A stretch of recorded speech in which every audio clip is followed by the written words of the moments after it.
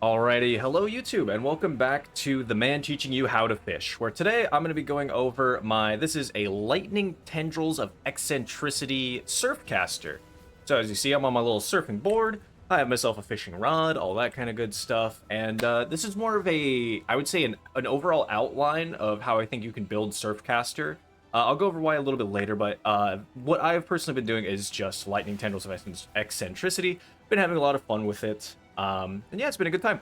With that though, before we actually roll into the build and showcasing a little bit of this in maps and everything, what I first need to do is tell you how do you get a fishing rod.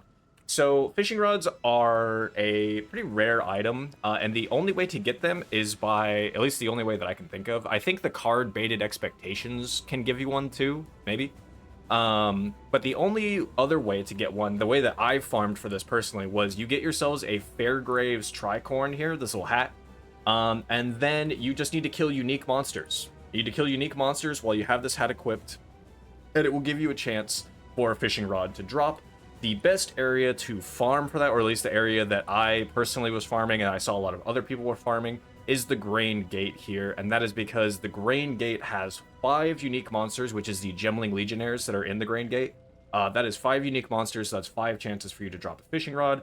So you just put the hat on, you run Grain Gate, you kill the Gemlings. If they don't drop it, you reset the instance, you do it again. And yeah, it's pretty boring, but realistically, it's kind of like farming Onigoroshi if you've ever done that. It's pretty boring, pretty mindless, but you know, throw a video on in the background, throw some music on, just reset the instance and just go to town. Eventually you'll get a fishing rod. And or if you have a bunch of money this league or in this event, then just buy one. But regardless, that's what I decided to do. Is I actually just went out there and surfed and cruised around until I managed to get my hands on a fishing rod.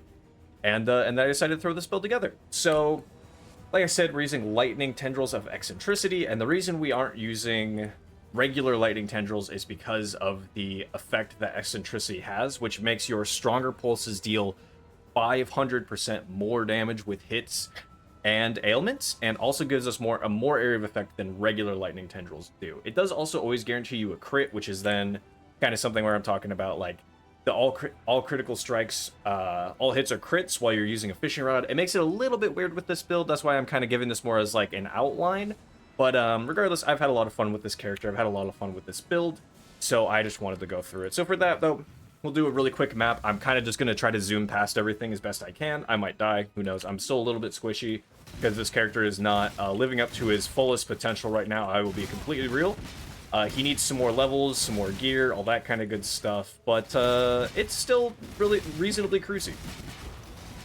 So yeah, like I said, I mean, this is the gameplay. We get to use Lightning Warp as well, which is actually something I was really excited about because we actually, you know, have enough cast speed and we get a lot of movement speed and everything. So overall, actually, it was really cool to be able to have an opportunity to use Lightning Warp because I feel like usually it's just way too awkward to actually utilize Lightning Warp unless you're doing like some kind of almost like gimmicky setup with it. And so we're pretty much just gonna go right through the boss. I don't really care about anything that's in this particular instance. Also, if you're wondering why I'm doing this like kind of early on for this character in this character's life, realistically, it's simply because I don't know how much time I'll have to make more characters outside of this. I'll probably have time to do one more character, and I want to do that one more character. So I kind of just decided I would just make a video on this character now because he's pretty solid and fun. And I actually did kill Shaper with this character. Even at level 88. So I killed Shaper already. It felt reasonably smooth. It could be even better realistically if you had, if I had put more time, more money, all that kind of stuff into the character. But like I said, I really want to just try to get through a couple more builds because I've just been playing. I'm ready for Path of Exile 2 new patch, and also I've been playing a lot of Monster Hunter, so I have not had time. So realistically, that's why I'm kind of jumping straight into this character. But regardless, so as you saw right there, mapping very smooth with this character. The only like stops you'll really hit is if you encounter enemies that are cold and chill resistant, or crit resistant, or both. If you're running the one that's both, it can be kind of cringe. But otherwise, it's really smooth. You run around, you zap some things for a while, and you call it a day. Also, I'm gonna do that right now. You call it a day. So with that though, we'll kind of roll into. We'll talk about the Ascendancies first, and then I will talk about kind of different variants that you can do and different kind of break-offs that we can do with this character. Towards the end of this video, I'll go over future updates, or I'll go through what I would do with this character in the future, and what end game will kind of look like. Also, if you look at the POB will be in description as always. But if you look at the POB, it will reflect what I will talk about as far as the future changes go for this character. But with that, we'll roll into the Ascendancy itself. So, what I did for first lab, actually, as I was leveling this character, first lab, I went and got Ghost of the Deep, and then after that, after I got Ghost of the Deep, second lab, I took Screaming Reels. But then, once I finished second lab and I got Screaming Reels, I unspec'd Ghost of the Deep, and I got Bated Breath instead. Third lab, I went and got Stormy Seas, and then fourth lab, I went and got Ghost of the Deep. This is kind of dependent on if you have a fishing rod already. If you don't have a fishing rod, then what you're going to do is you'll take Ghost of the Deep, Stormy Seas, get yourself a fishing rod, and then go Screaming Reels, Bated Breath, or respec these, go those two, and then take Stormy Seas, Ghost of the Deep last. But again, if you're rocking Surfcaster and you're rocking a fishing rod, probably just lean into the fishing rod stuff a little bit early. But it's also up to you. I do think that Ghost of the Deep, Screaming Reels to start is also fine, and then third lab take Bated Breath, and fourth lab take Stormy Seas. It just kind of depends on how you're feeling with the character. Like, I don't feel like there's necessarily a super correct way to do it. I just had a fishing rod, and you can use these incredibly early. And I had a fishing rod, and I was like, you know what? I want to start using it right now, and I want to go with both of the fishing rod nodes. So that's what I did. But reasonably, I don't think there's necessarily a correct order to taking any of the ascendancies. They're all very strong. They all make a big difference to how you get to experience the character and play. And then level wise, we're just going we're going up, and we're kind of taking some interesting routes. So something to note is that since all of our hits are crits, we actually don't care about critical strike chance basically at all, which is kind of an interesting thing to have to build around. So this is just essentially, this is 3 points for just 25 critical strike multiplier. So you reasonably could just skip out on this if you really wanted to. I just decided to do it, but you could reasonably just go up here, take the intelligence, go down this way for this power charge instead of going through here. But it's just up to you on if you feel like you want just stack as much multiplier as possible. But all that I did for early leveling is went up here, went down to Blood Siphon, and then made my way towards Nimbleness and Throat Seeker, because if you level with Tendrils of Eccentricity, again, actually, I would also recommend leveling with regular lightning tendrils until you get a little bit later, and it's simply because it takes more pulses to get to your big pulse. It takes more pulses to get to the point where you're sending out the big shocks. So I would probably recommend using regular lightning tendrils at least until you get the cast speed node from Screaming Reels. Then I would say you can swap to Eccentricity, but until then, I probably wouldn't really bother. Just use regular until then. But yeah, we're just stacking as much multi as possible. Throat Seeker's still good. Snowforged is decent. This is probably one of the only wheels I would say you could very reasonably take away. This is 4 points, and I'm not sure it's that worth taking. So I'd very reasonably say you could probably remove these nodes if you're not crazy about going over here for this, but I have them in still for now. But yeah, we're doing that, and then it came up here. I went all the way over. Hey, who's next? Get out of here. And then I came up and took Disciple of the Forbidden, got Cruel Preparation, went down to Heart and Soul, got over here for Crackling Speed as well. You could also take Mental Rapidity. I would say if you got rid of these 4 points, what I would probably do is take Frostwalker here and Mental Rapidity here. Just a suggestion. And yeah, then just made my way over to Sovereignty, came down, and just recently, with my last couple levels that I'm trying to work towards, eventually go over here, get Charisma, get Revenge of the Hunted. But then with my last points, I am working towards getting Tireless. And yeah, so that's just the tree as it is right now.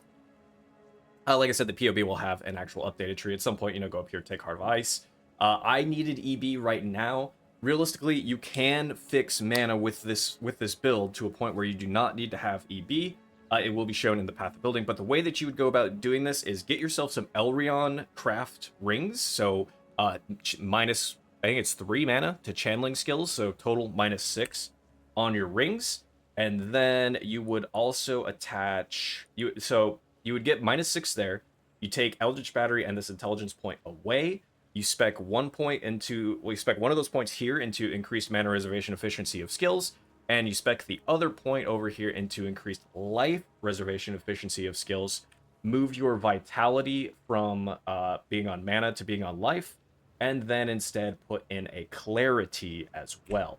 And that is something that you would then, I believe, at that point you would have completely fixed mana, and you won't have to use EB anymore, and that would kind of add to your overall health total, which would be nice. But that is tree. That's just kind of some other general notes, other directions to go as well.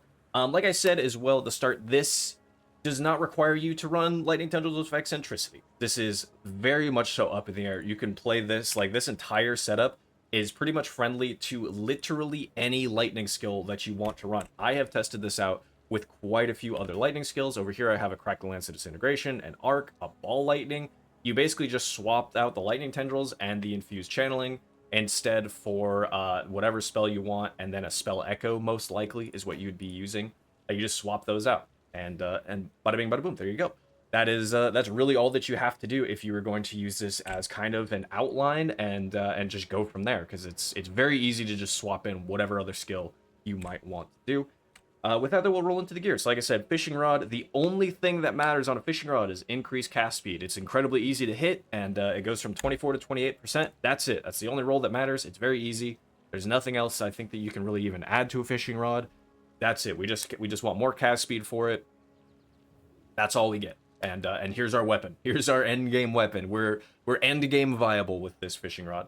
And then in the rod here, I have Less Duration, Faster Casting, and Lightning Warp itself. What I would probably also do is put either a Cold Penetration here, or if you're running into mana issues with Lightning Warp even after the swap, you can just put a Life Tap on it, whatever you want to do. But you can just move the Cold Penetration over here. Ultimately, I'll talk about the setup for Lightning Tendies, but ultimately, I would remove Cold Penetration from Lightning Tendrils, and then you could put that over here on the on Lightning Warp, because why not? In our helmet here, we have Skitterbots, which actually, you know what, I'm going to take this out right now. Sorry. Skitterbots, which I am not using. So we just have Wrath in here, and you would move some of your other gems up here. We'd put Determination up here for sure. And then, yeah, just very generic stuff in the hat. We have Frostbite, Flame Dash, Petrified Blood, and Vitality, which, like I was saying, you'd move Vitality ideally over to Life as well, and then get more reservation efficiency there. And something else that you can do that I don't have here, because then we have an Arrogance with Herald of Ice. This is just to keep us at 50% life. With Pain Attunement, a Herald will always do that, because they require, what is it, 25%? Yeah, which then with Arrogance will give you 50% reservation of your life. So, we will always be that with Pain Attunement at the very least, which is great. Something else to note, if you want to add another skill set up here, because you could kind of move some things around, and you'll probably have a couple of sockets open if you wanted to move a few things around, and you could instead run either a Hydrosphere or actually a Galvanic Field, which were two things that I only thought of kind of recently, and was considering adding before I was like, I just gotta move on. But you can add a Hydrosphere or a Galvanic Field, whatever kind of feels less awkward for you to use. Personally, I would go Galvanic Field.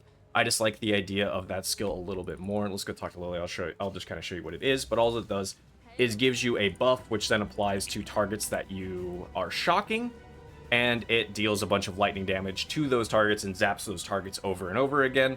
It's actually really nice, and it deals a lot more damage per shock effect, which we actually shock enemies pretty dang hard with our skills, which is great. So realistically, Galvanic Field, a very good addition. But like I said, you could also go Hydrosphere, absolutely. It's just a matter of, I don't really like moving the Hydrosphere around too much. It just gets annoying to me. So that's, you know, use that at your own leisure. But I'm less of a Hydrosphere enjoyer these days than I used to be. It's okay, but I would probably just use Galvanic Field here. And yeah, that's set up there. So then, like I was saying, fishing rod wise, all we care about is cast speed. Helmet, you could probably replace this if you wanted to still stick with EB for a while, and you wanted to go a unique helmet. You could go with Devouring Diadem. You could probably also use, utilize Sandstorm Visage a good bit. Visage, however you say it. You could easily utilize that. That would also give you some pretty good stuff, because I believe you'll ignore being stunned while you're casting, so that helps us a lot while we're channeling. But otherwise, you're just looking for, you know, whatever stat requirements, resistance requirements, and then just life and armor, realistically. because I will be the first to admit, this character is pretty squishy. Like, we can go into /deaths right now.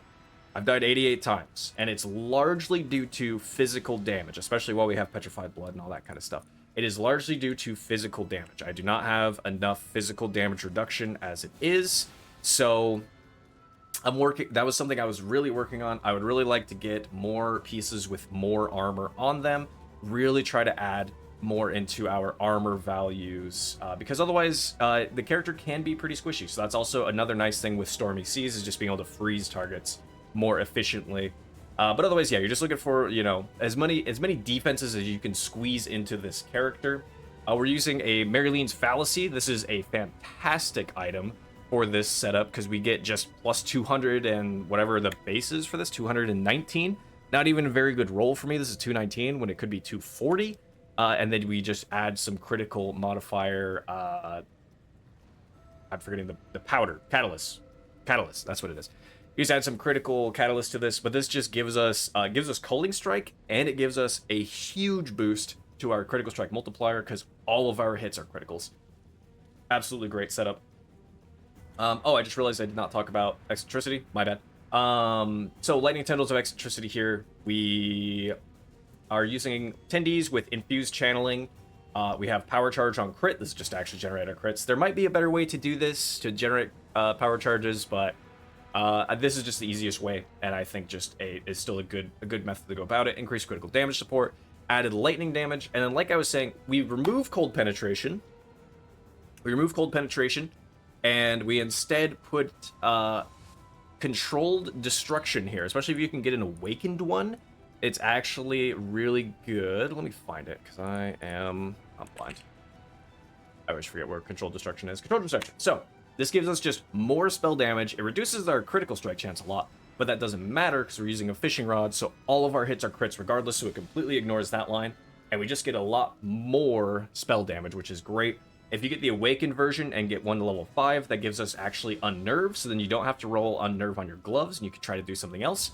But yeah, Controlled Destruction is probably what I'd put here. That or Arcane Surge, whichever one you ultimately feel like doing, that feels like it's a little bit better, but Arcane Surge or Controlled Destruction would be the more ideal solution for cold penetration here. And then an Awaken add lightning damage, of course, would also be great, +1 level. And then, yeah, like I said, if you want to swap out any other skill, do it. You can swap in anything and just remove Lightning Tendrils and Infuse Channeling for whatever suits your other skills that you want to try out a bit more. And then back to gear-wise, like I was saying, we have, so we just have, you know, life, armor, resistances, bada bing, bada boom. That's what we're looking for. Get some good implicits here. Cold damage, I believe there's a couple for, like, increased aura effect, which would be really nice. Give us some more armor. Ring-wise, cast speed, life regen. Like I said, the Elrion craft. The Elrion craft would be really nice. Try to get yourself some minus cost to channeling skills, so that way we can actually use mana instead of having to worry about using all of our energy shield on Eldritch Battery instead. It would be a lot nicer to use mana. So use try to get some Elrion craft going, but otherwise cast speed, resistances, life. This is a pretty good ring right here. This one is less good. It just has life and resistances on it, and some stats that we might need. But realistically, that's all we're really trying to do. Chaos resistance as well is great. Belt-wise, per usual, Stygian Vice, life resistances, you know the drill. And then we're just throwing in a Hypnotic Eye Jewel. We want anything, yeah, with the line, while wielding a two-handed weapon, because believe it or not, it's a two-handed weapon. So that's what we're using there. That just gives us a bunch of added damage. Gloves, same thing. We're trying to go full armor base if you can. If you're somebody that wants to lean evasion, you can as well. It's just a little bit harder because we aren't going on the dexterity side of the tree very much, so you'll have to roll really hard into getting dexterity on your items. So do whatever you have to do whatever you want, but realistically just getting a lot of armor where you can, and then just, you know, life resistances again. And that's same with our boots. Move speed, life resist, some chaos res if you can. Move speed and cooldown recovery rate, that's totally fine. We are using flame dash at the end of the day, so as much as lightning warp doesn't really have anything, we can just spam it like crazy. We do have one for flame dash, which I like using flame dash just in situations where I don't have to wait for the time to go. I can just bam and I'm over here. So that's really all we have going as far as that goes. I think, like I said, per usual, this is kind of just a very quick rundown of the character. I was trying to go through this just really, really fast and talk through gear and all that stuff. Because like I said, this is much more of a general overview, I would say, rather than an actual full guide. This is what I'm doing right now and where I would go in the future. I was kind of going through it, as I said, would really try to move, would really try to swap over, make the move to going back to using mana, getting rid of Eldritch Battery because this saves us 2 otherwise useless points. I would also probably get Chaos Resistance, and ultimately would probably take this wheel right here for Tolerance, just go up the Chaos Resistance route, because this is what we're closest to. Gives us a good amount of Chaos Resistance, and Chaos Res absolutely does shred as well. Any kind of dot really is just bad. So, I mean, I'm at minus 39. It ain't great. So, that would kind of be a big play to go for. If you want to lean more damage, you can go up here, take like Breath of Lightning, maybe grab the plus 15% maximum effect of shock, so you can be shocking enemies even harder, which would be very nice. Mental Rapidity here is good. As I was saying, if you want to remove Snowforge, get rid of these 4 here. Take Mental Rapidity and whatever else I said. I'm losing my mind a little bit. But yeah, oh, and Frostwalker, that's what you would do, right? Yeah, you take these 4, get Frostwalker, Mental Rapidity. Tons of options really to go. As you notice here, I have not taken Arcane Potency, and I have also not taken Annihilation. And this is very much so because these are just not worth the point values to me. They aren't worth what we're getting out of it. This is probably worth a little bit more. This is 40% crit multi here. So maybe what you could do as well is drop this wheel. Just take this Intelligence node here, drop these 3, and then use your points to instead take Arcane Potency. That is technically a little bit more multi. So I'll probably do that on the PoB as well. And then, but yeah, Annihilation ultimately isn't worth it. It's more crit chance than it is crit multi. It just isn't worth it for us. And then, oh, right, Anoint. Anoint-wise, there are tons of good options. I took Stormweaver just because we are doing Cold and Lightning. Technically, increases to Cold and Lightning matter for us a lot.